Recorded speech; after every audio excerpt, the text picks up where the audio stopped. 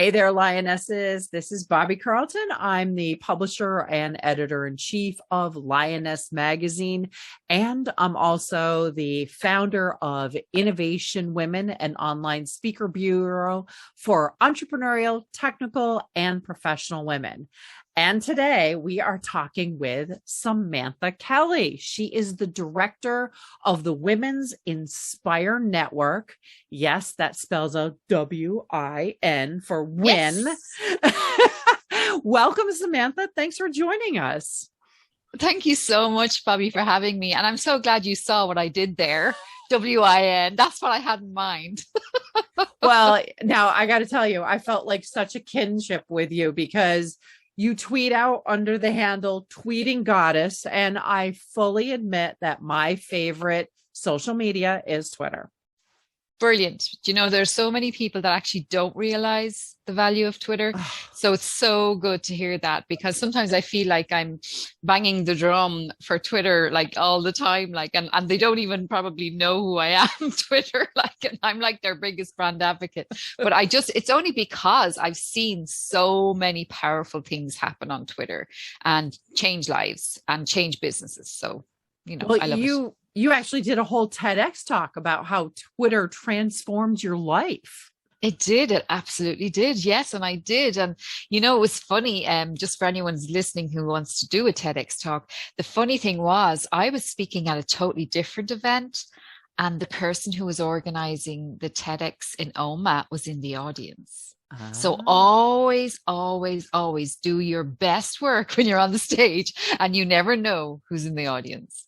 That's awesome. So when you were talking at that TEDx, because I watched it, you were talking about your dad and how Yeah. he said that all you need to do is think of one small thing that no one else has, and you'll be a millionaire. So can we talk about your one small thing, that first one? Oh, the first business I ever had was a first period gift box for girls. So Mhm. it was out of necessity. My own daughter came to that awkward milestone of her first period, and I felt sorry for her. So I went to the supermarket and I couldn't find what I was looking for. So I Oh, always tell people I was looking for some kind of starter set to welcome her to womanhood, make it less icky, I suppose. And so I decided there and then in the supermarket aisle that I was going to do this gift box for girls. So that was my first business. But I always say to people, if you can't find what you're looking for, create it yourself. So I was just, yeah, my sister made a website for me, and then she put me on Twitter, and I was like, what's Twitter?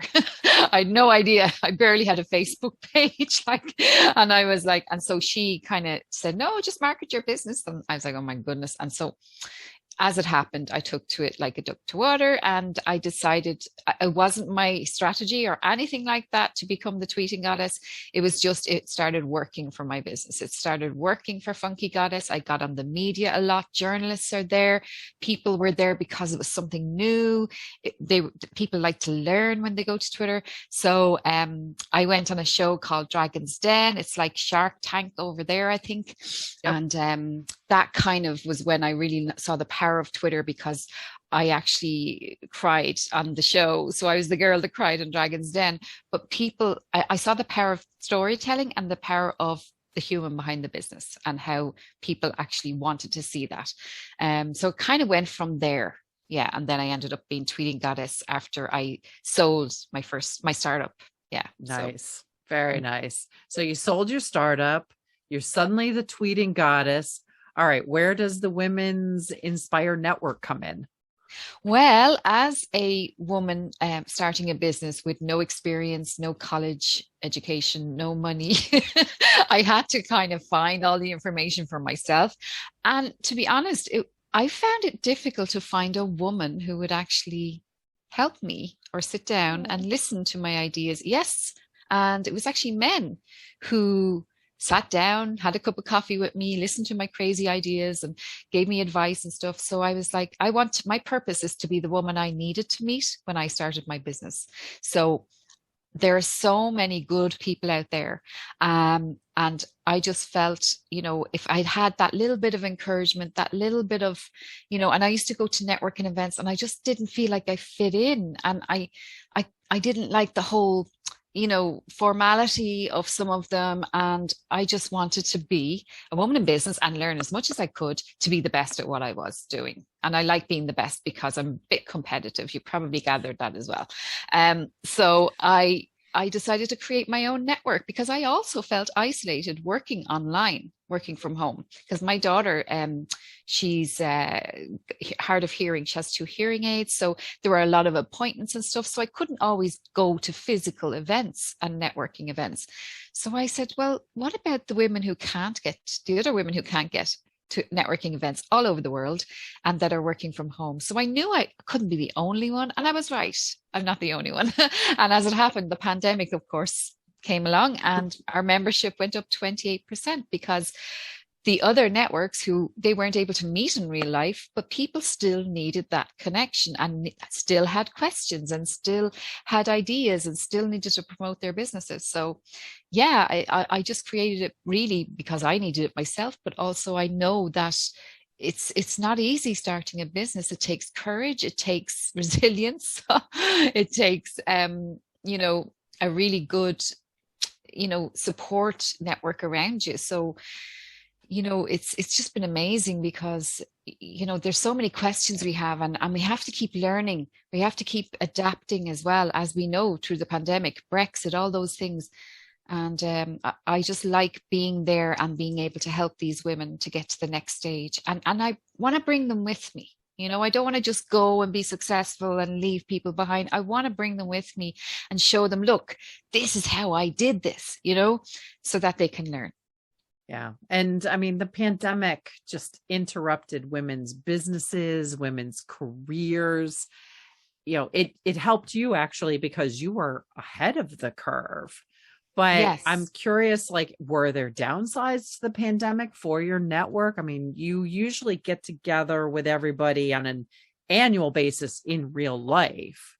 We do. We have Did one. that happen? Do you know what? It's so funny. The members, they actually look forward to this event and we'd stay for 2 nights in the hotel and, we really, it's like a road trip and it's really fun. But no, we had to do the last one online and the next one is online as well. But you know what? It was amazing. It was brilliant. We went through all different time zones. We went from 9 a.m. to 9 p.m. Irish time, and we hit a few different time zones. And so we had people joining from Singapore, from New Zealand, from New York. It was just really, really cool. Yeah. That's cool. And you've got one coming up, right? We do. It's on the 13th of October, and it's actually all about going global. Once you have Wi-Fi and a phone, and you're an expert in your niche, you can go global. And that's the joy. That's the lovely thing about Twitter and about social media and about online is you can actually, I have a girl, for example, a member of the network. She's actually speaking at the conference, Emma, and she's a yoga teacher. And she used to teach at the local hall in the community center, and now she has clients all over the world. And I have another lady who, she has a music school, Sonia, Mezzo Music Academy, and they actually, my daughter always wanted to play the violin, right? And I always wanted her to go to this school, but it was too far away. It was 2 hours away. So I had helped her. I'd already trained her on how to do online lessons. So she pivoted the business online. And now my daughter learns does the violin every Tuesday at that music school. So it's just amazing. And that's the lovely thing about online is you can do most things, pivot them online. I know that word has been thrown around a lot, pivot, but it is a pivot and it does work. If you have an area of expertise, if you have a product that you can that people want and that people all over the world will probably want, then, you can pivot online. Oh, that's great. Now, women's networking events, there's so many of them. And one of the things that I noticed about your upcoming event is that you have a guy speaking at it. We have 2 guys speaking. 2 guys. All right. Yeah. And, a lot of women's networking groups talk about being a safe, special place just for women. And I'm so curious, did you get pushback on having men at your event? How do you think about this? Well, I can't complain about diversity if I'm not going to walk the walk myself, and I do feel that men can add great value to an event as well. So most of our speakers are women, but yes, it was a conscious thing that I do. I do it all the time. I always have a few guys speaking at our conferences because they can add such value too. And you know what? Men come to our events. So the network itself is only women. So it is a safe space. We have a private Facebook group, but the events, we have guys come to the events and they love them. They just love them. They always say, "Oh my God, it was one of the best events I was ever at. It was so much fun." He said there was no big egos. There was no, they do mention those things that they felt it was like really amazing. So, I think it's important that the guys can see like the way we do things as well, because I think guys can learn from us a lot, but we can actually learn a few things from them too. So I think it's the right thing to do as well. I'm not a fan though when I go to an event and I see a manel, I see I'm really not a fan of that. And I think that I think people need to be conscious of that. And I remember I was asked to speak at an event once and every single speaker was a man except me. And I actually pointed it out and I brought it up and I said, well, how come I'm the only, and I did bring it up and they were like, oh, never even thought of that. And so it is important that we are conscious of it. Yeah. So I didn't really want to speak at it until they got another couple of women at least, So Yeah. Anyway, it was cancelled in the end. So it just shows they didn't know what they were doing. Okay. Public speaking sounds like that's also a big part of your business, your career. You've done a TEDx. I mean, speaking, I've always said, is a fast track to credibility. And I would just love, how did you get started with public speaking and how did it impact you and your network and your business? Do you know what? When I was 8 years old, I sang Super Trooper by ABBA on the stage. So I was kind of already used to sing on the stage with my friend when we were teenagers. So the stage was never an issue for me. I never had that. Now I still get the buzz. I still get the nerves. If you don't get the nerves, there's something wrong with you anyway. I was more nervous getting up on the stage at a conference, a business conference, because I felt, oh my God, they're going to think I'm terrible, that they're not going to get value. But I was asked, people started asking me to speak at these things. And I was like, why do they want me to speak at these things? I was like, this is great. But you know what? And at the start, and this is a little tip for anyone listening, is, yes, put yourself forward and get to know the organizers of these events and say, look, I'd love to speak at an event. And it's one thing I do at my Women's Inspire Network is I always get 4 members will always speak at my conference, even if they've never spoken before, because I like to give people a chance. Okay. And I was given a chance and I know I was given a chance. So what I did was when I spoke at my first event, there was someone in the audience that said, actually, I have an event coming up. Will you speak? I really liked your talk. I liked what you spoke about. And I didn't realize my story was so impactful. Because I think sometimes we forget how much we've done and how far we've come. And so now I actually charge. If people want me to speak, I charge. Whereas at the start, I did a few free ones and then people will start to offer you money and then you start demanding your fee then, and that's it. But I don't mean demanding. I sound like a bit of a diva there. I don't mean demanding, but you know what I mean? You have to charge for your time as well. Okay. So I always say that if you are, okay, think of it this way.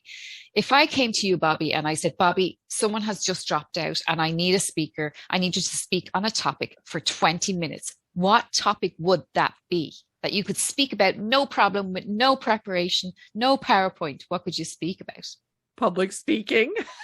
There you go. So everybody has a topic, and it might not even be a business related topic. Yeah. But everybody has a topic that they can talk about with no preparation whatsoever. So if you think about it that way, like you are an expert in that topic, because I couldn't get up and talk about public speaking with no preparation. I could talk about Twitter. I could talk about online. I could talk about live streaming. I could talk about women's networks. But, it's all about that. So anyone who's listening and they feel they might not be able to add value, you can always add value if you've something, an area of expertise that's your niche that someone else in the audience won't know. And it's always the person who's the quietest in the audience, who looks like they're grumpy, who looks like they don't like you, are the ones that email me afterwards and go, oh my God, you were brilliant. And there's always one person I'd be thinking, oh no, that lady definitely didn't like me. Oh my God. And I'd have that person in my head all the way home. And everyone else would have said, you were brilliant, you were brilliant. And then that one person in my head. So it's mad, isn't it, the way we do that? And then she emailed me and said that it was one of the most inspiring talks she'd ever heard. And I was like, oh my God, that's me judging again by someone's face. But she was just concentrating and taking it all in. That's great. So some great tips in there about public speaking. Other tips for our audience of women entrepreneurs? Well, regarding to social media, okay, so I suppose the first thing is make sure you know where your audience are. So maybe your audience are not on Twitter at all. Maybe they're on TikTok or Instagram. I love Twitter because the age demographic, like I'm 50 years of age. So the age demographic would be age 35 to 55, and the highest growing demographic would be the over 55s. You have journalists there, you have communities there, all kinds of different communities, authors, artists, women in business, small business owners. And like, if you think, when I started on Twitter, it was at nighttime when the kids went to bed that I was catching up with emails, that I was chatting on Twitter. So the busiest time in any time zone is between 9:30 p.m. and 11 p.m. Yeah. I have been on Twitter for, I don't know, 13 years, 14 years, and didn't know that.